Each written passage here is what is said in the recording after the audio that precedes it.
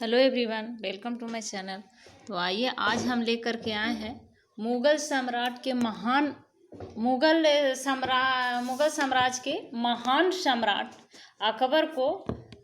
तो आइए आज हम अकबर के बारे में जानेंगे और अकबर के बाद उसका उत्तराधिकारी जहांगीर, जो अकबर का पुत्र था। तो अकबर के बाद जहांगीर के बारे में जानेंगे। तो मुगल सम्राट में सबसे प्रभावशाली राजा था अकबर। तो आइए अकबर के बारे में हम लोग आज जानते हैं। तो आइए शुरू करते हैं। अकबर का शासनकाल 1556 से 1605 ईस्वी तक रहा है। अकबर का शासनकाल। तो सम्राट अकबर का जन्म 15 अक्टूबर 1542 ईस्वी को हमीदा बानो बेगम के गर्भ से अमरकोट राणा बीरसाल के महल में हुआ था। हुमायूं अपनी बेगम हमीदा बानो बेगम को हुमायूं अपनी बेगम जब वो हार गया था युद्ध में शेरशाह सूरी से, तो उसको बीरसाल के राजा बीरसाल अमरकोट में बीरसाल के राज दरबार महल में छोड़ करके चला गया था अपने ईरान। और वहीं पर ही अमरकोट में ही राणा बीरसाल के महल में अकबर का जन्म हुआ था 15 अक्टूबर 1542 ईस्वी में हमीदा बानो बेगम के गर्भ से। तो अकबर का बचपन का नाम जलाल था। उसका बचपन का नाम अकबर का जलाल था। अकबर का राज्याभिषेक 14 फरवरी 1556 ईस्वी को पंजाब के कलनौर नामक स्थान पर हुआ था। कलनौर में उस समय अकबर, जब हुमायूं की मृत्यु हुई थी तो उस समय अकबर कलनौर में था और वहीं पर उसका राज्याभिषेक हो गया था बैरम खां के संरक्षण में। बैरम खां उस समय उसका संरक्षक था और अकबर मात्र 13 या 14 वर्ष का था उस समय उसका उम्र अकबर का। तो उस समय बैरम खां के संरक्षण में रहता था अकबर और उसी समय कलनौर में उसका राज्याभिषेक हो गया जब हुमायूं की मृत्यु हुई तो 14 फरवरी 1556 ईस्वी में। अकबर का शिक्षक अब्दुल लतीफ़ ईरानी विद्वान था, जो अकबर का शिक्षक था। वह जलालुद्दीन मोहम्मद अकबर बादशाही गाजी की उपाधि से राज सिंहासन पर बैठा था। बैरम खां 1556 से 1560 ईस्वी तक अकबर का संरक्षक बना रहा। 1556 से 1560 ईस्वी तक बैरम खां अकबर के संरक्षक बना रहा। उसके बाद पानीपत की दूसरी लड़ाई 5 नवंबर 1556 को अकबर और हेमू के बीच हुई थी। पानीपत के प्रथम लड़ाई बाबर और इब्राहिम लोदी के बीच हुई थी। सल्तनत काल का इब्राहिम लोदी वंश का शासक था। इब्राहिम लोदी अंतिम शासक था।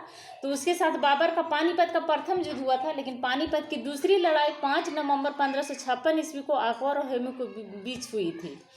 मक्का की तीर्थ यात्रा के दौरान पाटन नामक स्थान पर मुबारक खां नामक युवक ने बैरम खां की हत्या कर दी थी। मक्का की तीर्थ यात्रा के दौरान जब बैरम खां लौट रहा था, तीर्थ यात्रा के दौरान पे था, तो पाटन नामक स्थान पर मुबारक खां नामक युवक ने बैरम खां की हत्या कर दी। मई 1562 ईस्वी में अकबर ने हरम दल से अपने को पूर्णतः मुक्त कर लिया था। हरम दल से 1562 ईस्वी में।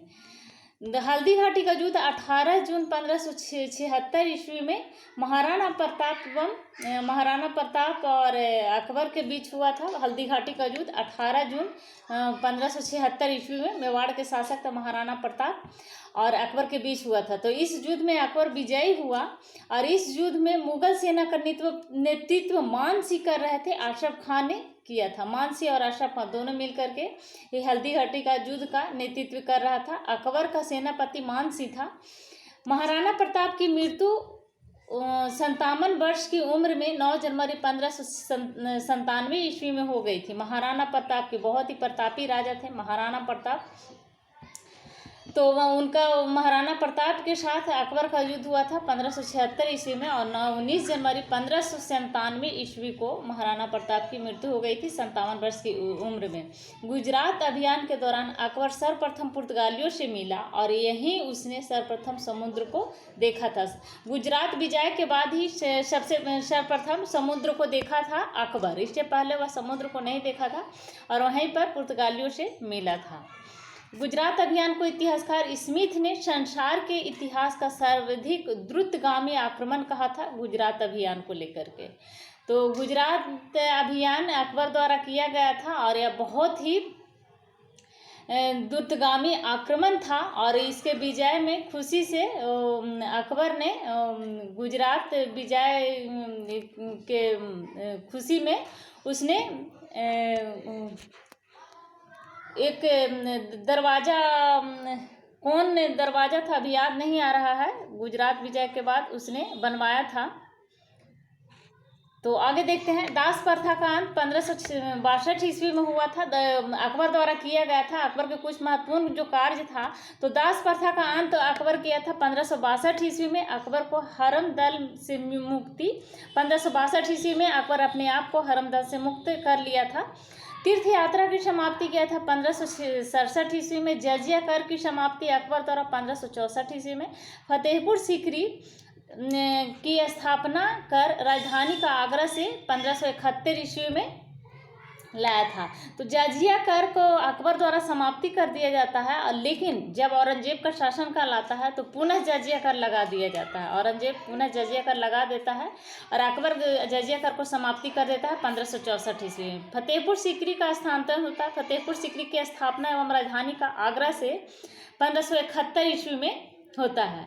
इबादत खाने की स्थापना 1575 ईस्वी में अकबर द्वारा इबादत खाने में सभी धर्मों के लोगों में प्रवेश की अनुमति 1578 ईस्वी में दे दी गई थी।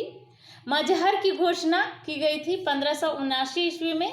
और दीन इलाही की स्थापना, दीन इलाही एक धर्म था जो अकबर द्वारा चलाया गया था, सभी लोग इस धर्म को मान सकते थे। तो एक ऐसा धर्म था कि सभी के लिए था, दीन इलाही। तो दीन इलाही की स्थापना 1582 ईस्वी में अकबर द्वारा किया गया था। इलाही संबत की शुरुआत 1583 ईस्वी में। राजधानी लाहौर स्थानांतरित किया सब 1585 ईस्वी में। तो यह अकबर द्वारा किया गया कार्य था। दीन इलाही धर्म का प्रधान पुरोहित अकबर था, और दीन इलाही धर्म स्वीकार करने वाला प्रथम अंतिम हिंदू शासक बीरबल था। प्रथम और अंतिम वही हिंदू शासक था बीरबल, जो अकबर के दरबार में रहता था। अकबर के ने जैन धर्म के जैनाचार्य हरि विजय सूरी को जगत गुरु की उपाधि दी थी। उपाधि दिया था अकबर। जैनाचार्य जैन आचार्य थे हरि विजय सूरी, तो जगत गुरु की उपाधि दी थी। अकबर ने शाही दरबार में एक अनुष्ठान के रूप में सूर्योपासना शुरू करवाई थी। अकबर द्वारा की गई थी अनुष्ठान के रूप में सूर्योपासना। राजस्व प्राप्ति की जप्ती प्रणाली अकबर के शासनकाल में प्रचलित थी।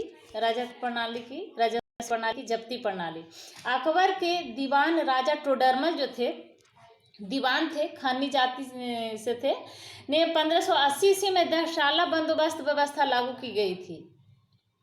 की। राजा टोडरमल अकबर के दीवान थे, दहशाला बंदोबस्त लागू की थी। अकबर के दरबार का प्रसिद्ध संगीतकार तानसेन थे। तानसेन प्रसिद्ध संगीतकार थे। अकबर के दरबार के प्रसिद्ध चित्रकार अब्दुल सम्मद था, प्रसिद्ध चित्रकार था जो अकबर के दरबार में रहता था। दसवंत बशावन अकबर के दरबार के चित्रकार थे। अकबर के शासनकाल के प्रमुख गायक तानसेन, बाज बहादुर, बाबा रामदास एवं बैजू बाबरा थे। शासनकाल में, अकबर के शासनकाल में ये लोग गायक थे, तानसेन, बाज बहादुर, बाबा रामदास एवं बैजू बाबरा।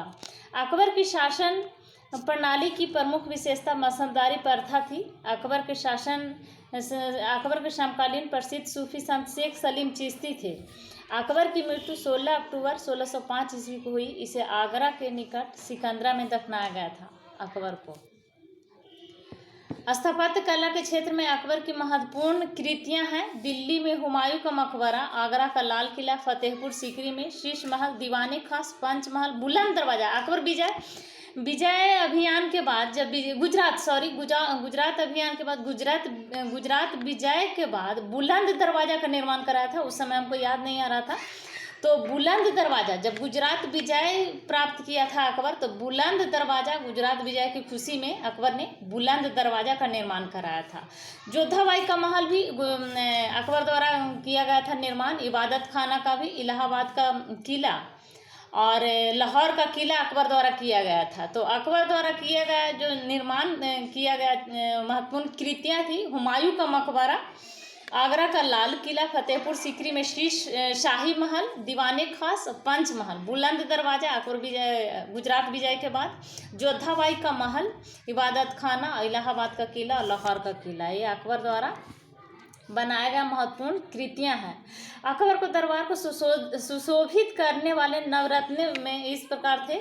तो नवरत्न में थे अबुल फजल, 1551 से 1602 ईस्वी तक रहा था अबुल फजल। और इसके बाद 1602 ईस्वी में इसको हत्या कर दिया गया था। फैजी जहांगीर के इशारे पे, अकबर का पुत्र जहांगीर के इशारे पे इसको हत्या कर दिया गया था। उसके बाद फैजी नवरत्नों में से एक था, तानसेन था, बीरबल, टोडरमल और राजा मानसिंह, अब्दुल रहीम खाना खान, फकीर अजीउद्दीन, मुल्ला दो प्याजा, ये सब अकबर के नवरत्नों में से थे। 9 रत्न थे जो अकबर के दरबार में रहा करते थे। अबुल फजल का बड़ा भाई फैजी अकबर के दरबार में राजकवि के पद पर आसीन था। अबुल फजल का बड़ा भाई था और अकबर के दरबार में राजकवि के पद पर आसीन था। अबुल फजल ने अकबरनामा ग्रंथ की रचना की और वह दीन-ए-इलाही धर्म का पुरोहित था। दीन-ए-इलाही धर्म का पुरोहित था जिसने अबुल फजल ने अकबरनामा की रचना की थी। बीरबल के बचपन का नाम महेश दास था। बीरबल का बचपन का नाम, जो अकबर के दरबार में रहा करता था। संगीत सम्राट तानसेन का जन्म 1506 ईस्वी में ग्वालियर में एक ब्राह्मण परिवार में हुआ था और इनका असली नाम रामतनु पांडे था। और इनकी प्रमुख कृतियां थी मियाँ की टोड़ी, मियाँ का मल्हार, मियाँ का सारंग, दरबारी, कान्हरा आदि। ये सब इनकी प्रमुख कृतियां थी तानसेन की। कंठभारन वाणी विलास की उपाधि अकबर ने तानसेन को दी थी। तानसेन को दी गई थी अकबर द्वारा कंठभरण वाणी विलास की उपाधि। तानसेन अकबर के दरबार में आने से पूर्व रीवा के राजा रामचंद्र के राजाश्रय में रहा करते थे। जब अकबर के दरबार में नहीं आए थे तो उससे पहले तानसेन रीवा के राजा रामचंद्र के राजाश्रय में थे। अकबर के काल में स्वामी हरिदास भी एक महान संगीतज्ञ थे। ये वृंदावन में रहकर भगवान की उपासना करते थे। एक मत के अनुसार हरिदास तानसेन के गुरु थे, जबकि कुछ विद्वान हरिदास एवं तानसेन दोनों को मानसी तोमर का शिष्य बतलाते हैं। यह भी प्रचलित है कि हरिदास का गाना सुनने के लिए अकबर को इनकी कुटियों पर जाना पड़ा, क्योंकि इन्होंने अकबर के दरबार में जाने से मना कर दिया था। इनका कहना था कि वे केवल अपने भगवान के लिए ही गाते हैं, दरबार से उनका कोई सरोकार नहीं। अकबर ने भगवान दास आमेर के राजा भारमल के पुत्र को अमीर उल उबरा की उपाधि दिया था। भारमल के पुत्र थे, आमेर के राजा भारमल को पुत्र थे भगवान दास, तो उसको अमीर उल उमरा की उपाधि दी थी अकबर। यूसुफजाइयों के विद्रोह को दबाने के दौरान बीरबल की हत्या हो गई। उसके बाद 1602 ईस्वी में सलीम, जो अकबर का पुत्र था, उसका बचपन का नाम सलीम था। जहांगीर आगे जाकर के जहांगीर के नाम से प्रसिद्ध हुआ और मुगल सम्राट बना अकबर के बाद। तो सलीम के निर्देशों पर दक्षिण से आगरा के ओर आ रहे अबुल फजल को रास्ते में वीर सिंह बुंदेला नामक सरदार ने हत्या कर दी थी। वीर सिंह बुंदेला। मुगल सम्राट अकबर ने अनुवाद विभाग की स्थापना की। नकीम खां, और जब इसको बीरबल को हत्या कर दिया गया था, इससे अकबर बहुत ही दुखी हुआ और उसके बाद इसका भी अकबर की भी मृत्यु हो जाती है। बहुत दुखी हुआ था। तो मुगल सम्राट अकबर ने अनुवाद विभाग की स्थापना की। नकीम खां, अब्दुल कादिर बदायूनी तथा शेख सुल्तान ने रामायण व महाभारत का फारसी अनुवाद किया व महाभारत का नाम रज़्मनामा युद्धों की पुस्तक रखा था। बदायूनी तथा मुगल सम्राट अकबर ने अनुवाद विभाग की स्थापना की थी। नकीम खां और अब्दुल कादिर बदायूनी तथा शेख सुल्तान ने रामायण व महाभारत की फारसी में अनुवाद किया था। महाभारत का नाम रज़्मनामा रखा गया था, जिसको कहा जाता है युद्धों की पुस्तक। महाभारत को, रज़्मनामा को युद्धों की पुस्तक महाभारत का नाम दिया गया। उसके बाद पंचतंत्र का फारसी भाषा में अनुवाद, पंचतंत्र जिसको विष्णु शर्मा ने लिखा है, तो उसको फारसी भाषा में अनुवाद अबुल फजल ने अनवर ए सादात के नाम से तथा मौलाना हुसैन फैज ने यार ए दानिश के नाम से किया। हाजी इब्राहिम सरहिंद ने अथर्ववेद का, मुल्ला शाह मोहम्मद ने राजतरंगिणी का और अब्दुल रहीम खान ने तुजुके बाबरी का तथा फैजी ने लीलावती का फारसी में अनुवाद किया। फैजी ने नल दमयंती सूरदास द्वारा रचित कथा था, तो कथा का फारसी में अनुवाद कर उसका नाम सहेली रखा था। जो सूरदास द्वारा रचा गया था, फैजी ने उसका नाम सहेली रखा था। फारसी में अनुवाद करके। अकबर के काल को हिंदी साहित्य का स्वर्ण काल कहा जाता है। अकबर के काल को अकबर ने बीरबल को कवि प्रिय एवं नरहरि की महापात्र की उपाधि दी थी। बीरबल को कवि प्रिय एवं नरहरि के महापात्र की उपाधि दी थी।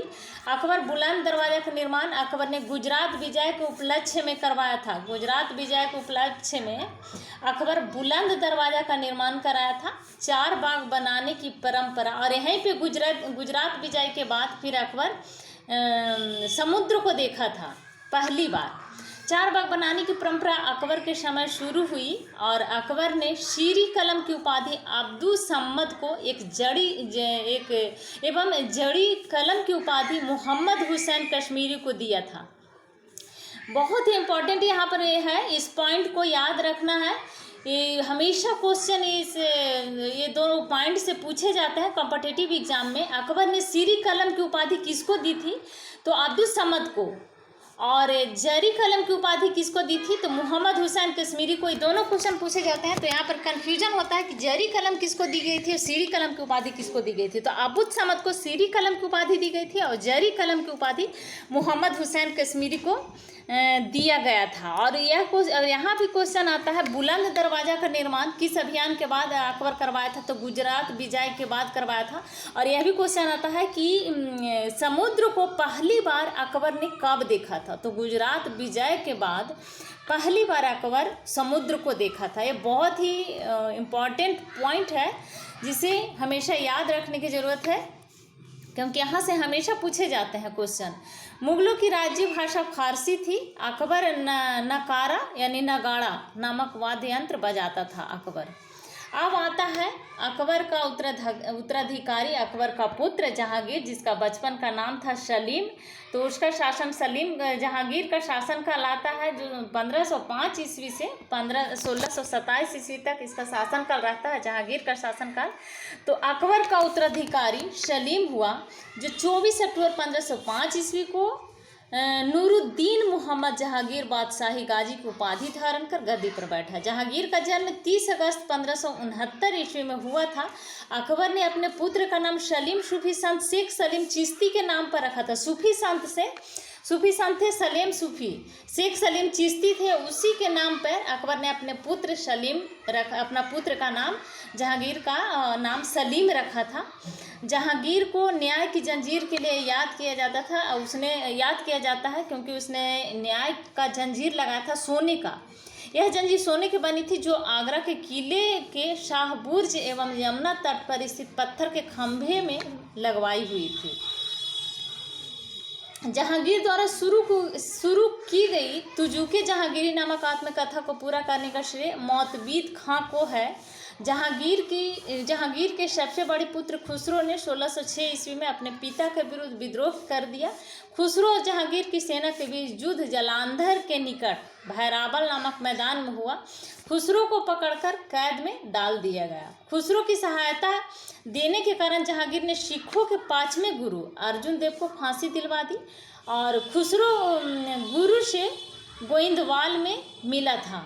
अहमदनगर के वजीर मलिक अंबर के विरुद्ध सफलता से खुश होकर जहांगीर ने खुर्रम को शाहजहां की उपाधि प्रदान की थी। खुर्रम को शाहजहां की उपाधि प्रदान की थी जहांगीर ने। अकबर वजीर मलिक अंबर के विरुद्ध सफलता से खुश होकर के 1622 ईस्वी में कंधार मुगलों के कंधार जो है मुगल के हाथ से निकल गया और शाह अब्बास ने इस पर अधिकार कर लिया था। 1622 ईस्वी में नूरजहां ईरान निवासी मिर्जा गयास बेग की पुत्री नूरजहां का वास्तविक नाम मेहरुनिशा था। 1594 ईस्वी में नूरजहां का विवाह अली कुली बेग से संपन्न हुआ। जहांगीर ने एक शेर मारने के कारण अली कुली बेग को शेर अफगान की उपाधि प्रदान की। और 1607 ईस्वी में शेर अफगान की मृत्यु के बाद मेहरुनिशा अकबर की विधवा सलीम बेगम की सेवा में नियुक्त हुई। 1607 ईस्वी में शेर अफगान की मृत्यु के बाद मेहरुनिशा अकबर की विधवा सलीम बेगम की सेवा में नियुक्त हुई। सर्वप्रथम जहांगीर ने नवरोज त्यौहार के अवसर पर मेहरुनिशा को देखा और उसके सौंदर्य पर मुग्ध होकर जहांगीर ने 1611 ईस्वी में उससे विवाह कर लिया। विवाह के पश्चात जहांगीर ने उसे नूर महल एवं नूरजहां की उपाधि प्रदान की। नूरजहां के सम्मान में जहांगीर ने चांदी के सिक्के जारी किए थे। नूरजहां के सम्मान में जहांगीर ने गियास बेगम को शाही दीवान बनाया एवं इत्माद उद दौला की उपाधि दी थी। जहांगीर ने गियास बेगम को शाही दीवान बनाया था, इत्माद दौला का भी उपाधि दिया था। जहांगीर के शासनकाल में ईरानियों को उच्च पद प्राप्त था। ये नूरजहां का पिता था, इत्माद उद दौला की उपाधि जिसको दिया था गियास बेग को, तो उसको इत्माद उद दौला का उपाधि दिया था जहांगीर। लाडली बेगम शेर अफगान एवं मेहरुन्निसा की पुत्री थी, जिसकी शादी जहांगीर के पुत्र शहरयार के साथ हुई थी। जहांगीर का पुत्र था शहरयार, तो उसके साथ शादी हुआ था मेहरुन्निसा की पुत्री की। नूरजहां की माँ असमत बेगम ने गुलाब से इत्र निकालने की विधि खोजी थी। नूरजहां की माँ थी असमत बेगम, और इसी ने इत्र की खोज किया था, इत्र बनाने का खोज किया था गुलाब से। महावत खान ने झेलम नदी के तट पर 1626 ईस्वी में जहांगीर, नूरजहां एवं उसके भाई आसफ खां को बंदी बना लिया था। महावत खान ने जहांगीर के 5 पुत्र थे, खुरम, परवेज और खुसरो, परवेज, खुरम, शहरयार और जहांदार। जो 28 अक्टूबर 1627 ईस्वी में भीमबार नामक स्थान पर जहांगीर की मृत्यु हो गई, उसे शहादरा यानी लाहौर में रावी नदी के किनारे दफनाया गया। मुगल चित्रकला अपने चरमोत्कर्ष पर जहांगीर के शासनकाल में पहुंची, और जहांगीर के दरबार में प्रमुख चित्रकार थे आगा रजा, अब्दुल हसन, मोहम्मद नासिर, मोहम्मद मुराद, उस्ताद मंसूर, भीषण दास, मनोहर एवं गोवर्धन, फारूक बेग, दौलत। जहांगीर ने आगा राजा के नेतृत्व में आगरा में एक चित्रशाला की स्थापना की थी। आगा राजा के नेतृत्व में उस उस्ताद मंसूर एवं अबुल हसन को जहांगीर ने क्रमशः नादिर अल उस एवं नादिर रजमा की उपाधि प्रदान की। इसने संस्कृत के कवि जगन्नाथ को पंडित राज की उपाधि दी। जहांगीर ने अपनी आत्मकथा में लिखा कि कोई भी चित्र, चाहे वह किसी मृतक व्यक्ति या जीवित व्यक्ति द्वारा बनाया गया हो, मैं देखते ही तुरंत बता सकता हूँ कि यह किस चित्रकार की कृति है। यदि किसी चेहरे पर आंख किसी एक चित्रकार ने, भौं किसी और ने बनाई हो, तो भी यह जान लेता हूँ कि आंख किसने और भौं किसने बनाई है। यह जहांगीर का कथन था। उसको बहुत ही चित्रकला में रुचि थी, इसलिए उसके शासनकाल को चित्रकला का स्वर्णयुग कहा जाता है।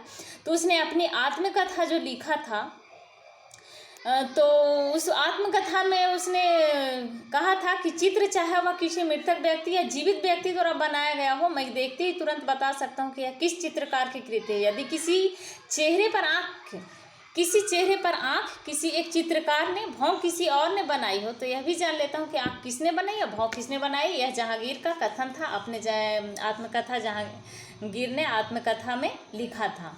जहांगीर के समय को चित्रकला का स्वर्ण युग कहा जाता है।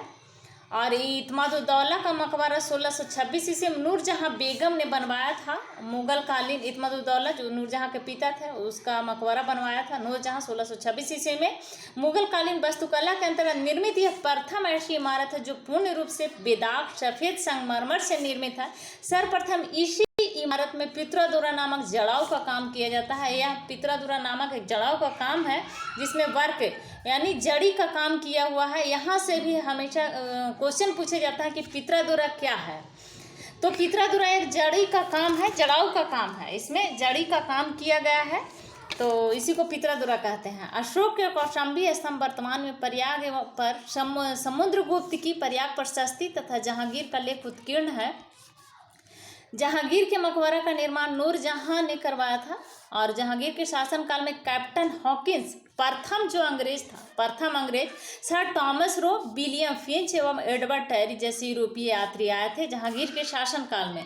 जहांगीर के शासनकाल में आने वाले अंग्रेज थे हॉकिंस प्रथम अंग्रेज, सर टॉमस रो और विलियम फिंच एवं एडवर्ड टेरी, ये यूरोपीय यात्री आए थे। तो ये थे आज के हमारा टॉपिक था अकबर, मुगल सम्राट के महान सम्राट अकबर, मुगल साम्राज्य के महान सम्राट अकबर और उसके पुत्र सलीम, जो आगे जहांगीर के नाम से प्रसिद्ध हुआ। तो दोनों के शासनकाल को हम लोगों ने देखा। Thank you. वीडियो सब्सक्राइब करें, लाइक करें एंड शेयर करें। तो प्लीज़ वीडियो सब्सक्राइब करना ना भूलें। Thank you.